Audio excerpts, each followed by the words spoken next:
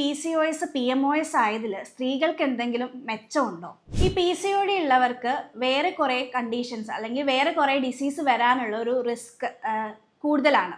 അത് പിന്നെ ലീഡ് ചെയ്യുക വന്ധ്യതയിലേക്കായിരിക്കും.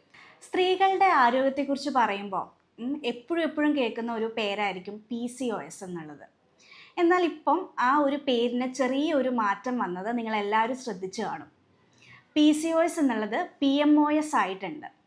അപ്പം ഈ ഒരു ചേഞ്ച് എന്ന് പറയുന്നത് വെറുതെ ഒരു പേര് മാറ്റം മാത്രമാണോ?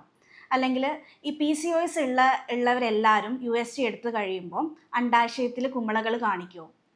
ഈ ഒരു PCOS, PMOS ആയതിൽ സ്ത്രീകൾക്ക് എന്തെങ്കിലും മെച്ചമുണ്ടോ? ഞാൻ doctor Irene Shibu, doctor Basil സോമിയോ ഹോസ്പിറ്റൽ, പാണ്ടിക്കാട്, മലപ്പുറം ജില്ല, കോഴിക്കോട്, നടക്കാവ്.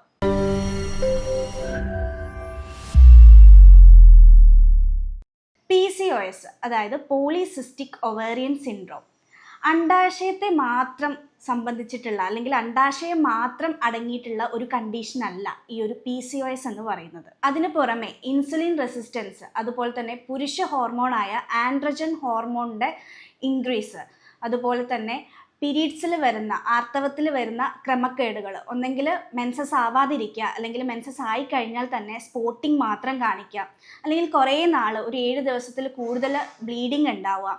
ഇത് കാരണം ഇൻഫെർട്ടിലിറ്റി, വന്ധ്യത. പിന്നെ കാണിക്കുന്ന കുറച്ച് ലക്ഷണങ്ങളാണ് ഒബേസിറ്റി, അല്ലെങ്കിൽ മുഖത്ത് വരുന്ന മുഖക്കുരു.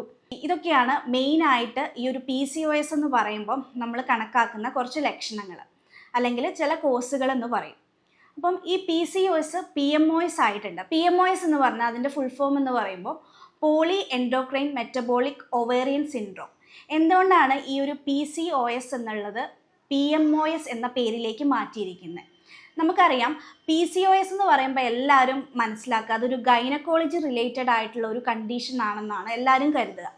എന്നാൽ അത് മാത്രമല്ല, അതൊരു ഗ്രൂപ്പ് ഓഫ് സിംറ്റംസ്, അല്ലെങ്കിൽ ഇപ്പോൾ പേരിൽ തന്നെയുണ്ട്, PMOSലെ പേര് തന്നെയുണ്ട് പോളി എൻഡോക്രൈൻ, അതായത് ഒന്നിൽ കൂടുതൽ ഹോർമോണിൽ വരുന്ന തകരാറ് കാരണം ഉണ്ടാകുന്ന ഒരു പ്രശ്നമാണ്. അതുപോലെ തന്നെ മെറ്റബോളിക് ഡിസോർഡർ, ഇത് എല്ലാം ചേർന്ന ഒരു കണ്ടീഷനാണ് PMOS എന്ന് പറയുന്നത്. അപ്പം മെൻസസ് ഇറഗുലാരിറ്റി ഉള്ള ഒരാൾ ഈ ഒരു USG എടുത്തു കഴിഞ്ഞാൽ ചിലപ്പം അതിൽ ഈ ഒരു അണ്ഡാശയത്തിൽ കുമിളകൾ കാണിച്ചെന്ന് വരില്ല. അപ്പം അത് കാരണം കുറേ ലക്ഷണങ്ങൾ സ്ത്രീകൾ കാണിക്കുന്നുണ്ട്. എന്തുകൊണ്ടാണ് ഇതിന് PMOS എന്ന് പറയുന്നത്? ഈ PCOD ഉള്ളവർക്ക് വേറെ കുറേ കണ്ടീഷൻസ് അല്ലെങ്കിൽ വേറെ കുറേ ഡിസീസ് വരാനുള്ള ഒരു റിസ്ക് കൂടുതലാണ്.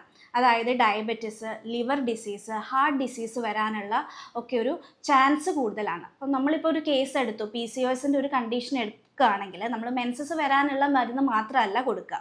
അപ്പം അത് കാരണമാണ് ഈ ഒരു പേരിന് തന്നെ ഒരു മാറ്റം വന്നിരിക്കുന്നത്, PMOS എന്ന പേരിലേക്ക് മാറ്റിയിരിക്കുന്നത്. അതായത് ഇതൊക്കെ ഒരു റിലേറ്റഡ് ആയിട്ട് ഇൻ്റർലിങ്ക്ഡ് ആയിട്ടുള്ള ഒരു കണ്ടീഷനാണ്. ഇപ്പം 20 വയസ്സുള്ള ഒരാൾക്ക് ഇപ്പോൾ PCODക്ക് PCOS അല്ലെങ്കിൽ PMOSന് നമ്മൾ ട്രീറ്റ്മെൻറ്റ് എടുത്ത് ഈ ഒരാൾക്ക് തന്നെ ഒരു 30 വയസ്സ് അല്ലെങ്കിൽ ഒരു 35 വയസ്സാകുമ്പോൾ ഡയബറ്റിസ് വരാനുള്ള റിസ്ക് കൂടുതലാണ്. ഒരു 40 വയസ്സൊക്കെ കഴിയുമ്പോൾ അവർക്ക് തന്നെ ഫാറ്റി ലിവർ, അതുപോലെ ഒരു 60 വയസ്സ് കഴിയുമ്പോഴേക്കും ഹാർട്ട് ഡിസീസ് വരാനുള്ള റിസ്ക് ഫാക്ടർ കൂടുതലാണ്. അപ്പം ഇപ്പോൾ ഒരു PCOS അല്ലെങ്കിൽ PMOS ആയിട്ട് വരുന്ന ഒരു പേഷ്യൻറ്റിന് നമ്മൾ ട്രീറ്റ് ചെയ്യുമ്പോൾ തന്നെ ഈ ഒരു ലിവർ കണ്ടീഷൻ അല്ലെങ്കിൽ ഡയബറ്റിസ്, ഹാർട്ട് ഡിസീസ് വരാനുള്ള ആ ഒരു റിസ്ക് ആണ് നമ്മളിവിടെ മരുന്നിലൂടെ കുറച്ചു കൊണ്ടുവരുന്നത്. അപ്പം ഈ ഒരു പേഷ്യൻസ് കാണിക്കുന്ന PMOS ആയിട്ട് വരുന്ന പേഷ്യൻസ് കാണിക്കുന്ന ചില ലക്ഷണങ്ങളുണ്ട്. PMOS മെറ്റബോളിക് ഡിസോർഡറും ഇതിൽ ഉൾപ്പെടുന്നതാണ്. അപ്പോൾ മെയിനായിട്ട് കാണിക്കുന്ന ലക്ഷണം എന്ന് പറയുന്നത് ഹിർസുട്ടിസം, അതായത് രോമവളർച്ച. പുരുഷ ഹോർമോൺ ആയിട്ടുള്ള ആൻഡ്രജൻ ഹോർമോൺ കൂടുതൽ ഉൽപ്പാദിപ്പിക്കുമ്പം ഇപ്പം കീഴ്ത്താടിയിൽ അല്ലെങ്കിൽ ഫേസിൽ ഫുള്ള് കട്ടിയുള്ള കറുത്ത രോമങ്ങൾ കാണിക്കും. അതുപോലെ തന്നെയുള്ളതാണ് അക്കാന്തോസിസ് നൈഗ്രിക്കൻസ്. ഈ ഇൻസുലിൻ റെസിസ്റ്റൻസ് കാരണം അവരുടെ കഴുത്തിൻ്റെ ബാക്കിൽ അല്ലെങ്കിൽ തുടയിടുക്കുകളിൽ കക്ഷത്തിലൊക്കെ കറുത്ത കളറ്, തൊലി കുറച്ച് കട്ടിയായിട്ട് കാണിക്കാറുണ്ട്. വേറെ ലക്ഷണമാണ് ഒബേസിറ്റി, അമിതവണ്ണം. അതായത് ഭക്ഷണം കഴിക്കാതെ തന്നെ ഹോർമോണിൽ വരുന്ന ഇംബാലൻസ് കാരണം തടി വെക്കുക. അതുപോലെ തന്നെ ഇറഗുലാരിറ്റി, മെൻസസിൽ വരുന്ന ആ ഒരു ക്രമക്കേട്, അത് കാരണം അത് പിന്നെ ലീഡ് ചെയ്യുക വന്ധ്യതയിലേക്കായിരിക്കും. പിന്നെ വേറെ കാണിക്കുന്ന ലക്ഷണമാണ് മുഖക്കുരു. ഈ PMOS ആയിട്ട് വരുന്ന പേഷ്യൻസിന് മുഖക്കുരു ഉണ്ടാവുക ജോ ലൈൻസിലായിരിക്കും മുഖക്കുരു വരിക. അത് പീരീഡ്സ് ആയിട്ട് റിലേറ്റ് ചെയ്ത്, ഒന്നെങ്കിൽ പീരീഡ്സ് ആവുന്നതിനോടനുബന്ധിച്ചായിരിക്കും മുഖക്കുരു ഉണ്ടാവുക. പിന്നെ ഹെയർ ലോസ്, അതായത് ഇവരുടെ ഹെയർ ലോസ് എന്ന് പറയുന്നത് ഒന്നെങ്കിൽ മുകളിൽ നിന്നായിരിക്കും മുടി പോവുക, അല്ലെങ്കിൽ സൈഡ് ഭാഗത്തു നിന്നായിരിക്കും ഹെയർ ലോസ് ഉണ്ടാവുക. അപ്പം ഇതൊക്കെയാണ് PMOS ആയിട്ട് വരുന്ന ഒരു സ്ത്രീ കാണിക്കുന്ന പ്രധാന ലക്ഷണം എന്ന് പറയുന്നത്. ഇനി PMOS ആയിട്ട് വരുന്ന സ്ത്രീകൾ ശ്രദ്ധിക്കേണ്ട കാര്യങ്ങൾ എന്തൊക്കെയാണ്? പ്രധാനമായിട്ട് പറയുകയാണെങ്കിൽ അവരുടെ ജീവിത ശൈലി തന്നെയാണ്. കൂടുതലായിട്ട് അന്നജം എടുക്കുന്നവരാണെങ്കിൽ അത് കുറയ്ക്കുക. അതുപോലെ തന്നെ മധുരം കഴിക്കുന്ന, കൂടുതലായിട്ട് സ്വീറ്റ് ക്രേവിങ്സ് ഉള്ളവർ മധുരം പാടെ ഒഴിവാക്കുന്നതായിരിക്കും നല്ലത്. പിന്നെ സ്ലീപ്പ് പാറ്റേൺ, അതായത് കൃത്യമായിട്ടുള്ള ഒരു ഉറക്കം, അത് മസ്റ്റാണ്. ഇപ്പം PCOS ഉള്ളവരാണെങ്കിൽ അവർക്കൊരു സ്ട്രെസ്സ്, ആൻസൈറ്റി ഇതൊക്കെ കൂടുതലായിരിക്കും. അപ്പം അവരുടെ ഉറക്കം കറക്റ്റ്, ഒരു ദിവസം ഒരു 7 hours എങ്കിലും ഉറങ്ങിയെന്ന് ഉറപ്പ് വരുത്തുക. പിന്നെ അവർ കഴിക്കുന്ന ഫുഡിലാണെങ്കിൽ തന്നെ ഓയിലി ആയിട്ടുള്ള, ഫ്രൈഡ് ആയിട്ടുള്ള ഐറ്റംസ് ഒക്കെ കുറയ്ക്കുക. ദിവസവും ഒരു 2.5 ലിറ്റർ വെള്ളം കുടിക്കുക. അപ്പോൾ സ്ട്രെസ്സൊക്കെ ഉണ്ടെങ്കിൽ മെഡിറ്റേഷൻ, യോഗയൊക്കെ ചെയ്യുന്നത് നല്ലതാണ്. പിന്നെ ദിവസവും ഒരു 40 മിനിറ്റ് എങ്കിലും നിങ്ങൾ എക്സസൈസ് ചെയ്യുക. നിങ്ങൾ വെയിറ്റ് ഗെയിൻ ഉണ്ടെങ്കിൽ ആ വെയിറ്റ് ഗെയിൻ കുറച്ച് കഴിഞ്ഞാൽ തന്നെ മെൻസസ് ഒക്കെ, ഇറഗുലർ മെൻസസ് ആണെങ്കിൽ ആ മെൻസസ് ഒക്കെ നമുക്ക് കറക്റ്റാക്കി കൊണ്ടുവരാൻ പറ്റുന്നതാണ്. അപ്പം ഈ ഒരു PMOS ഈ ഒരു പേരിൽ തന്നെ ഉണ്ട്.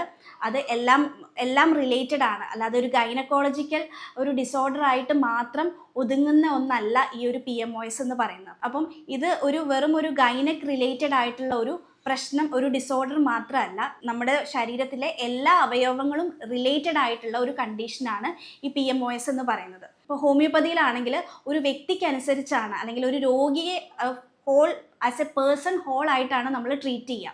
അപ്പം ഹിസ്റ്ററി ഫുൾ എടുത്ത് എന്ത് കാരണം കൊണ്ടാണ്, ഇപ്പോൾ ചിലർക്ക് ഈ ഒരു മെൻസസ് ഡിലേ ആവാൻ ടെൻഷൻ മതി, അല്ലെങ്കിൽ എക്സാമിൻ്റെ സമയത്തൊക്കെ ആണെങ്കിൽ ക്ലൈമറ്റ് ചേഞ്ച് ചെയ്യുകയാണെങ്കിൽ, അല്ലെങ്കിൽ ഫുഡ് മാറ്റിക്കഴിഞ്ഞാലൊക്കെ പീരീഡ്സിൽ ഇറഗുലാരിറ്റീസ് ഉണ്ടാവും. ഇങ്ങനെ പീരീഡ്സിൽ ഇറഗുലാരിറ്റീസ് ഉണ്ടാവുന്ന എല്ലാവർക്കും PMOS ഉണ്ടാവണം എന്നല്ല, അല്ലാതെ തന്നെ ചില ഹോർമോണൽ ഇംബാലൻസ് കാരണം, ഇപ്പോൾ തൈറോയ്ഡ് ഉള്ളവർക്കൊക്കെ ഇറഗുലാരിറ്റി ഉണ്ട്.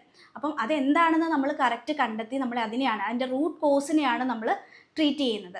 അപ്പം PCOD ആയിട്ട് വരുന്ന എല്ലാവരും, അല്ലെങ്കിൽ PMOS ആയിട്ട് വരുന്ന എല്ലാവരും കാണിക്കുന്ന ഒരു ലക്ഷണമാണ് ഇറഗുലർ മെൻസസ് എന്നുള്ളത്, അല്ലെങ്കിൽ അമിനോറിയ, മെൻസസ് ഇല്ലാതെ ഇരിക്കുക, ഒരു 3 മാസമൊക്കെ മെൻസസ് ഇല്ലാതിരിക്കുക.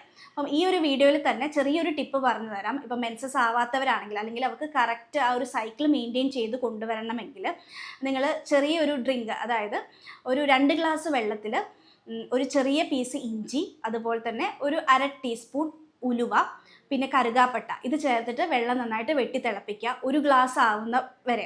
എന്നിട്ട് നിങ്ങളത് ഡെയിലി വെറും വയറ്റിൽ കഴിക്കുക. അപ്പം മെൻസസ് ഒരു 2 മാസം അല്ലെങ്കിൽ 1 മാസമൊക്കെ അടുപ്പിച്ച് മെൻസസ് ആവാതിരിക്കുന്നവരാണെങ്കിൽ ഒരു 3 ദിവസം തന്നെ ഈ ഒരു ഡ്രിങ്ക് കുടിക്കുകയാണെങ്കിൽ മെൻസസ് ആയിക്കോളും. അപ്പോൾ പിന്നെ നിങ്ങൾ ഒരു അടുത്തുള്ള ഒരു ഡോക്ടറെ പോയിട്ട് കൺസൾട്ട് ചെയ്യുക. അപ്പോൾ ഹോമിയോപ്പതിയിലാണെങ്കിൽ ഈ PMOSന് വളരെ ഫലപ്രദമായിട്ടുള്ള ചികിത്സാ രീതികളുണ്ട്. അപ്പോൾ നിങ്ങൾക്ക് നേരിട്ട് വരാൻ ബുദ്ധിമുട്ടാണെങ്കിൽ ഓൺലൈൻ വഴി പരിശോധന നടത്തിയതിന് ശേഷം മരുന്ന് നമ്മൾ കൊറിയറായിട്ട് വീട്ടിലെത്തിച്ചു തരുന്നതായിരിക്കും. അപ്പം ഈ ഒരു PMOSനെ കുറിച്ച്, അല്ലെങ്കിൽ അത് റിലേറ്റഡ് ആയിട്ടുള്ള എന്തെങ്കിലും ഡൗട്ടുകൾ നിങ്ങൾക്കുണ്ടെങ്കിൽ താഴെ കാണിക്കുന്ന നമ്പറിൽ മെസ്സേജ് ചെയ്യാവുന്നതാണ്. സ്നേഹത്തോടെ doctor Irene Shibu, doctor Basil homeo hospital, Pandikkad, Malappuram ജില്ല, കോഴിക്കോട്, നടക്കാവ്.